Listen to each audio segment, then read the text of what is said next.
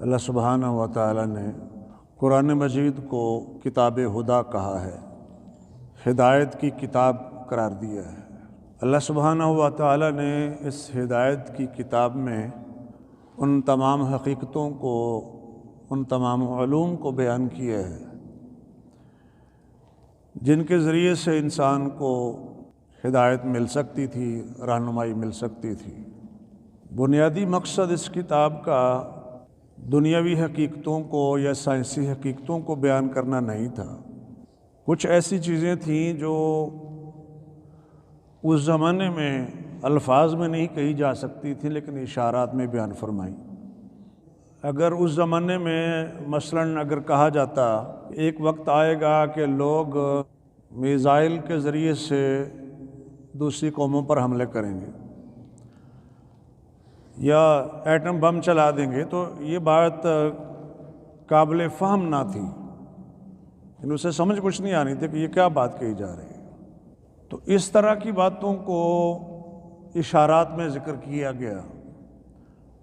مثلاً یہ اشارہ ہو سکتا ہے کہ ایک قوم دوسری قوم پر ایسے حملہ کرے گی جیسے پرندہ جھپٹتا ہے، حملہ آور ہوتا ہے۔ یہ مشابہت ہو گئی حملے کی۔ یا قرآن نے کہا کہ کافروں کے لیے قوت تیار کرو، اور قوت کی وضاحت نبی علیہ السلام نے کہا کہ وہ رمی ہے، دور سے کسی چیز کو تھرو کرنا، پھینکنا، یہ عربی زبان میں رمی کہلاتا ہے۔ اس میں تمام وہ چیزیں آ جائیں گی جو دور سے پھینکی جاتی ہیں کسی قوم پر حملہ کرنے کے لیے۔ نبی علیہ السلام نے جو وضاحت فرمائی، لیکن ان چیزوں کا ظاہرہ نام نہیں لیا جا سکتا تھا، اس لیے کہ بات کرنے کا مقصد یہ ہوتا ہے کہ جن سے بات ہو رہی ہے ان کو بات سمجھ آ رہی ہو، اور اگر بات سمجھ نہیں آ رہی تو بات کرنے کا مقصد کوئی نہیں ہوتا۔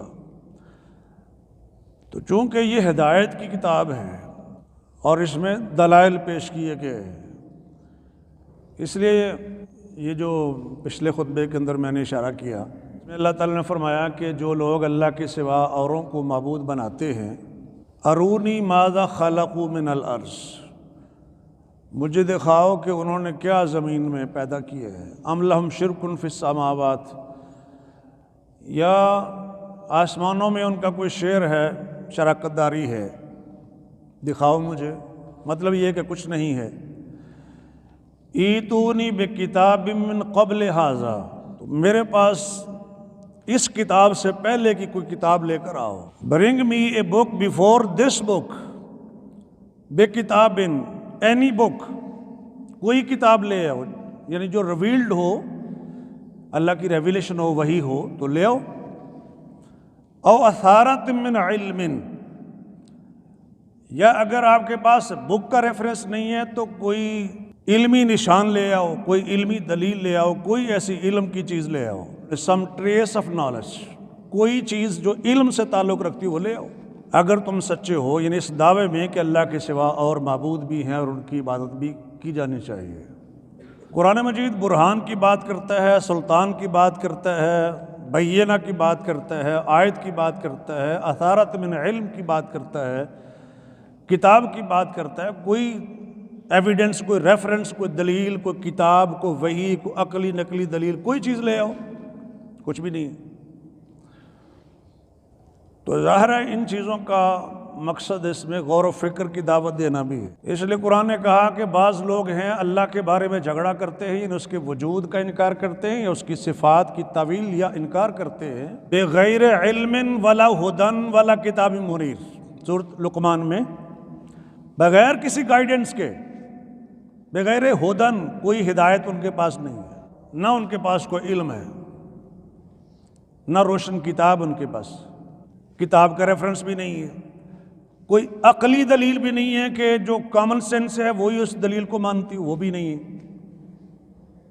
اب یہ تو نہیں ہو سکتا کہ پوری کائنات کا خالق مالک تو اللہ ہو، تمام اختیارات اسی کے ہوں، اللہ کے سوا کوئی ایک ذرہ بھی پیدا نہ کر سکتا ہو، اور جب معبود بنانے کی باری آئے تو کوئی اور بھی کھڑا ہو جائے ساتھ اس کے، یہ تو عقل بھی نہیں مانتی نا۔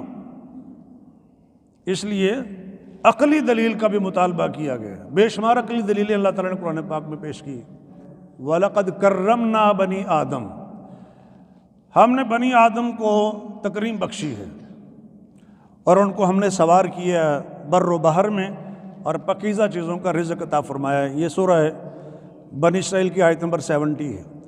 وَفَضَّلْنَاهُمْ عَلَى كَثِيرٍ مِّمَّنْ خَلَقْنَا تَفْضِيلًا، اور جو مخلوقات ہم نے پیدا کی ان میں سے بہت ساری خلقت اور مخلوق پر ان کو ہم نے فوقیت دی ہے۔ اور اسی آیت کریمہ کی روشنی میں علماء یہ کہتے ہیں کہ انسان اشرف المخلوقات ہے، بحیثیت مجموعی تمام مخلوقات سے اونچا مقام رکھتا ہے، اور وہ مقام بھی ظاہر اللہ تعالی نے دیا۔ لَقَدْ خَلَقْنَا الْإِنسَانَ فِي أَحْسَنِ تَقْوِيمٍ، اللہ نے تو مقام دیا تھا لیکن یہ اپنے اعمال کی وجہ سے اسفل السافلین میں چلا گیا، تو اس کے اعمال ہیں۔ اگر کوئی انسان ہو کر اپنے مقام کو کھو بیٹھے تو اس کا فالٹ ہے، اللہ نے تو بڑا مقام دیا تھا اسے، لیکن اس بڑے مقام کا انکار کر دینا کس بیس پر کہ الہ کثیر ممن خلقنا تفضیلا۔ تو ایک صاحب کہتے ہیں اکثر تو نہیں کہا، کثیر کہا ہے، تو اکثر کثیر میں کیا فرق ہے؟ کثیر بہت زیادہ، اکثر کمپیریٹیولی بہت زیادہ، تو دونوں میں زیادہ ہونا تو کامن چیز ہے۔ یعنی اللہ کی بہت ساری مخلوقات ہیں اور بے شمار مخلوقات اللہ نے پیدا کی ہیں، انسان کو ان پر سپرمیسی دی ہے، فوقیت دی ہے۔ اب یہ کہنا کہ کچھ پر فضیلت ہے اور کچھ پر نہیں، اس کی دلیل کیا ہے؟ اور مراد کثرت سے مراد یہ تھا کہ اللہ نے بہت ساری مخلوقات پیدا کی، یہ نہیں کہ بہت ساروں پر فضیلت دی اور بہت ساروں پر نہیں دی، یہ اس کی سینس نہیں ہے۔ لیکن ظاہر ہے جب آپ عربی زبان نہیں سیکھتے ہیں، نہ پڑھتے ہیں، نہ آپ کو اس کی مہارت ہے، تو اکثر کثیر میں الجھ جائیں گے، آپ اکثر کثیر کے الفاظ میں الجھ جائیں گے۔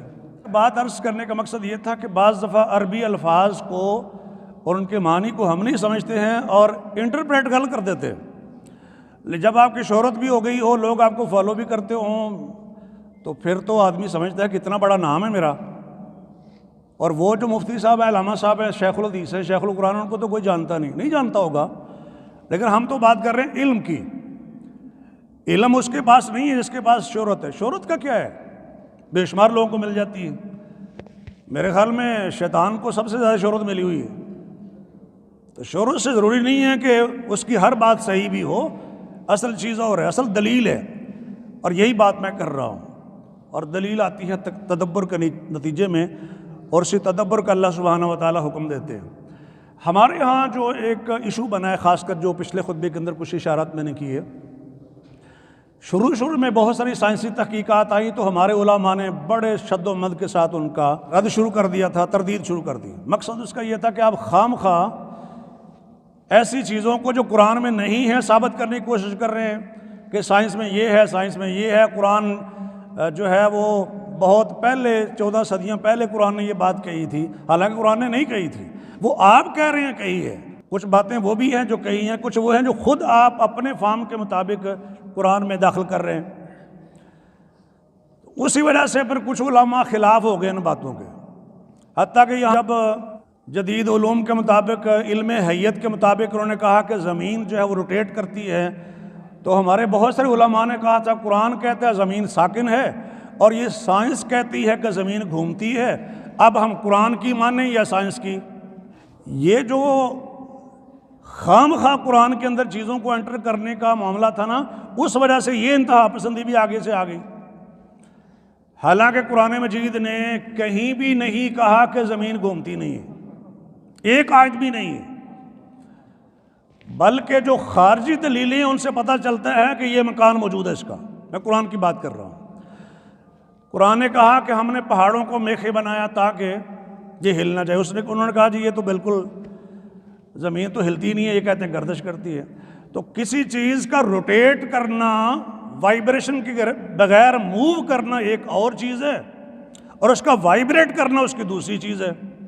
تو ایک چیز اگر سرکولیٹ کر رہی ہے، روٹیٹ کر رہی ہے، تو اس میں یہ تو نہیں قرآن نے کہا کہ روٹیٹ نہیں کرتی، یہ کہا کہ ساکن بنایا۔ ساکن کا معنی کیا ہے؟ کہ وائبریٹ نہیں کرتی، اس میں تھرتھراہٹ نہیں ہے، اور اگر یہ ہوتا تو زمین پر زندگی ممکن نہ تھی، یہ معنی ہے ساکن ہونے کا۔ آپ نے گردش کی نفی کر دی، حالانکہ یہ سورج گرہن، چاند گرہن، یہ سیارگان جو پلینٹس ہیں ان کی موومنٹ کو شو کرتے ہیں۔ چاند گرہن کیوں لگتا ہے، سورج گرہن کیوں لگتا ہے، یہ ایکلپس کی بحث آپ پڑھ کے دیکھ لیں، آپ کو اندازہ ہو جائے گا۔ بلکہ میں تو کہتا ہوں زمین گرہن بھی لگتا ہے لیکن وہ ویزیبل نہیں ہے، ہم چونکہ زمین پر ہیں ہمیں نظر نہیں آتا، ہم اگر چاند کے اوپر ہوں تو ہمیں وہ بھی نظر آئے۔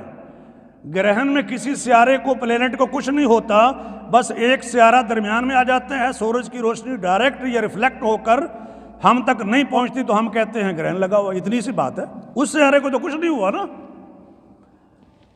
تو زمین بھی درمیان میں آتی ہے سورج اور چاند کے، چاند بھی درمیان میں آتا ہے سورج اور زمین کے، اسی کو گرہن کا نام ہم دے لیتے ہیں۔ تو قرآن نے اس بارے میں کچھ نہیں کہا۔ موسموں کا بدلنا اور یہ سورج گرہن چاند گرہن کی جو بحث ہے وہ بتاتی ہے کہ گھومنے کا امکان موجود ہے، ساکن ہونے کا معنی آپ کو میں نے بتا دیا۔ تو وہ جو انتہا پسندی تھی نا، مثلا ایک زمانے تک ایک بات تھی کہ سن از اسٹیشنری، ہم بھی پڑھتے رہے، میں نے 90 میں میٹرک کیا تھا، یہی پڑھایا گیا ہمیں کہ سورج ساکن ہے، اور باقی جو سیارے ہیں، پلینٹس ہیں، وہ اس کے گرد موو کرتے ہیں۔ اس وقت تک علم یہاں تک ہی پہنچا تھا۔ اس کے بعد پھر انہوں نے کہا کہ نہیں، سن بھی موو کرتا ہے، وہ پورا ایک سسٹم ہے، سولر سسٹم ہے جس کے مطابق ساری چیزیں موو کر رہی ہیں، یعنی وہ سیارے پلینٹس اس کے گرد موو کر رہے ہیں اور ان کے سمیت سورج ہے وہ بھی روٹیٹ کر رہا ہے۔ قرآن نے تو نہیں کہا تھا کہ روٹیٹ نہیں کر رہا، چاند اور سورج کے بارے میں قرآن نے تو کہا تھا کہ دائبین مسلسل چل رہے ہیں، دائبین مسلسل چل رہے ہیں۔ سورۃ یاسین میں کہا تھا، سورج اور چاند کا ذکر کرتے اس سے پہلے رات اور دن کا بھی ذکر کیا، کلن فی فلک یسبحون، ہر کوئی اپنے مدار میں تیر رہا ہے، یعنی وہ اپنے آربٹ میں تیر رہا ہے، کہ مطلب یہ ہے کہ ایزیلی موو کر رہا ہے بغیر کسی رکاوٹ کے، پانی کے اوپر نہیں ہے، پانی کے اندر وہ فلوٹنگ نہیں کر رہا، فلوٹنگ کے بغیر، مطلب یہ ہے کہ وہ ایزیلی موو کر رہا ہے، یہ مطلب تھا کہ ہر کوئی اپنے مدار میں تیر رہا ہے۔ یسبحون کا معنی تیر نہیں ہوتا نا جی، سباحہ کہتے ہیں سویمنگ کو، تیراکی کو، تو وہ جاندار چیزوں کے لیے بھی استعمال ہوتا ہے، بے جان چیزوں کے لیے بھی، اگرچہ ہم فلوٹنگ اور سویمنگ کا تھوڑا سا فرق کرتے ہیں، طالب علم جانتے ہیں۔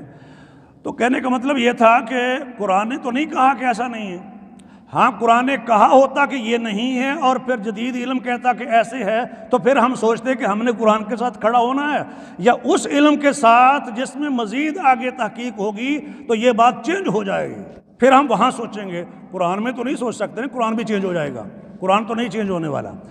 لیکن جب قرآن کی آیتوں کا مطلب آپ اپنی مرضی کا لیتے ہیں تو پھر مسئلہ ہے۔ مثلا 20ویں صدی سے پہلے تک کیا ریسرچ تھی کہ جو ایٹم ہے وہ فردر ڈیوائیڈ نہیں ہوتا، یعنی مزید اس میں کوئی ڈویژن نہیں ہوتی، تو ایک ڈاٹ اور نقطے کے اندر 10 لاکھ ایٹم ہوتے ہیں، اب اس کو عربی زبان میں ذرہ کہتے ہیں۔ قرآن نے 2 آیتوں میں ذرہ کا لفظ بولا، فرمایا اللہ اس کا بھی علم رکھتا ہے، لا اصغر من ذالک ولا اکبر، اس ایٹم سے ذرے سے بھی کوئی چھوٹی چیز ہو تو اللہ اس کا بھی علم رکھتا ہے۔ تو اس کا مطلب یہ تھا کہ ایٹم بھی ڈیوائیڈ ہوتا ہے، اس سے بھی چھوٹی چیزیں ہوتی ہیں، اور ان کا علم بھی اللہ سبحانہ و تعالیٰ کو ہوتا ہے، اس لیے کہ زمین و آسمان کی کسی ایک چیز کا علم بھی اس سے مخفی نہیں ہے۔ اب 20ویں صدی میں آ کر جدید علم نے یہ بات مان لی کہ ایٹم بھی ڈیوائیڈ ہوتا ہے، تو جب پہلے ڈیوائیڈ نہیں ہوتا تھا آپ اس کو قرآن سے ثابت نہیں کرنے بیٹھتے تھے نا، اگر آپ اس کو قرآن سے ثابت کرنے بیٹھ گئے تو غلط ہو گیا۔ آپ اس حد تک رکھیں کہ یہ علم یہاں تک ہے، خواہ قرآن کو درمیان میں نہ گھسیڑے۔ آپ کو بظاہر لگتا ہو کہ اس میں کیا حرج ہے، اس میں حرج یہ ہے کہ لوگوں کا پھر وہ اعتماد قرآن مجید کے اوپر بھی اٹھ جاتا ہے کہ پہلے قرآن یہ کہتا تھا، اب قرآن یہ کہتا ہے، پھر قرآن وہ کہتا ہے، تو قرآن ہے کہ بچوں کا کھیل ہے، اس میں احتیاط کی ضرورت ہے، پیش گوئیوں میں بھی احتیاط کی ضرورت ہے۔ جیسے وہ حدیث کا مشہور ریفرنس ہے کہ نبی پاک نے فرمایا دریائے فرات سے سونے کا پہاڑ نکلے گا، اس پر لڑائیاں ہوں گی، 99% لوگ مارے جائیں گے، صحیح حدیث ہے۔ دریائے فرات سے جب امریکہ نے عراق کے اوپر حملہ کیا تو اس وقت یہ اکثر و بیشتر لوگ حدیث پیش کرتے تھے۔ اس کے بعد کیا ہوا کہ 99% لوگ نہیں مارے گئے، اور پھر دوسری بات یہ کہ جو عراق کا آئل ہے، پیٹرول ہے، تو کیا وہ دریا سے نکلتا ہے؟ دریا سے تو نہیں نکلتا، دریا فرات سے نہیں نکلتا۔ تو خام خواہ ایک ایسی دور کی کوڑی لا کر آپ مطلب وہ بیان کرنے کیوں کوشش کرتے ہیں؟ اللہ کے رسول نے پہاڑ کہا ہے تو پہاڑ ہی ہوگا، یعنی یا کم از کم کو ایسی کوئی سالڈ چیز ہوگی نا۔ تو اگر پیٹرول یا آئل مراد ہوتا تو کوئی اس سے مشابہت والی چیز اللہ کے رسول بیان فرماتے نا، تو وہ تو آپ نے بیان نہیں فرمائی۔ اور دوسری بات یہ کہ اتنے فیصد لوگ مارے بھی نہیں گئے ہیں، انسانی جانوں کا ضیاع ہوا اگرچہ، لیکن اتنے فیصد لوگ تو نہیں ماریں گے۔ عراق بھی زندہ ہے اور امریکہ بھی واپس گیا ہوا ہے، تو وہ حدیث کدھر گئی؟ آپ تو کہتے تھے حدیث میں، جو آپ کہتے تھے وہ نہیں۔ اب اسی طریقے سے آپ اتھارٹی کے ساتھ زمین و آسمان سے باہر نکل سکتے ہیں، یونیورس سے باہر تو نہیں نکل سکتے آپ۔ یہ ساری یونیورس اللہ سبحانہ و تعالیٰ کی ہے، اس کی طرف سے اتھارٹی ملے گی تو اللہ بے سلطان نکل سکتے ہو۔ تو تم متحد اور غلام اور نوکر اور مخلوق ہو کر اللہ کے آگے بغاوت کیسے کر سکتے ہو؟ تو وہ مطلب نہیں لے سکتے ہیں جو بالکل آیت کی سینس کے خلاف ہو۔ اسی طرح دیکھیے کہ ہمارے علماء نے کچھ باتیں اس تناظر میں کی ہیں کہ شریعت کے کسی حکم کے خلاف بات بھی نہ ہو اور جدید جو علم ہے اس کو بھی آپ اکاموڈیٹ کر رہے ہیں، ٹھیک ہے، اس میں کوئی حرج نہیں ہے۔ ایک ایگزامپل میں آپ کو دیتا ہوں، قرآن مجید میں ہے وَإِذَا الْبِحَارُ سُجِّرَتْ وَإِذَا الْبِحَارُ فُجِّرَتْ وَإِذَا الْبِحَارُ سُجِّرَتْ۔ دریاؤں کو پھاڑ دیا جائے گا، قیامت کا منظر بیان کرتے ہوئے اللہ نے فرمایا۔ سجرت کا معنی ہے یا تو وہ دریا اوور فلو ہوں گے، یا دوسرا معنی ہے اس کا ان کو دہکایا جائے گا، یعنی آگ لگا دی جائے گی، دریاؤں میں آگ لگا دی جائے گی۔ تو ہمارے یہاں لوگ کہتے ہیں جی پانی میں آگ کیسے لگتی ہے؟ پانی تو آگ کو بجھاتا ہے، یہ بات عقل میں نہیں آتی کہ پانی کو آگ لگے۔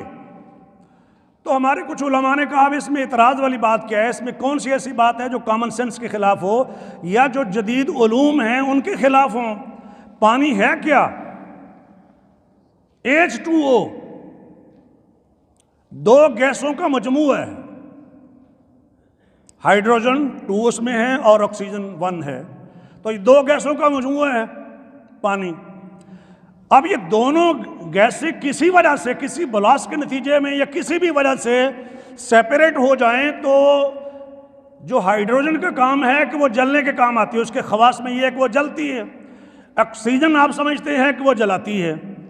تو دو گیسیں کسی بھی کیمیکل عمل سے اگر سیپریٹ ہو جائیں تو ایک گیس جلنا شروع ہو جائے گی، دوسری جلانا شروع ہو جائے گی۔ وَإِذَا الْبِحَارُ فُجِّرَتْ وَإِذَا الْبِحَارُ سُجِّرَتْ کا منظر سامنے آ جائے گا۔ اس میں کون سی ایسی بات ہے جو سمجھ نہیں آتی؟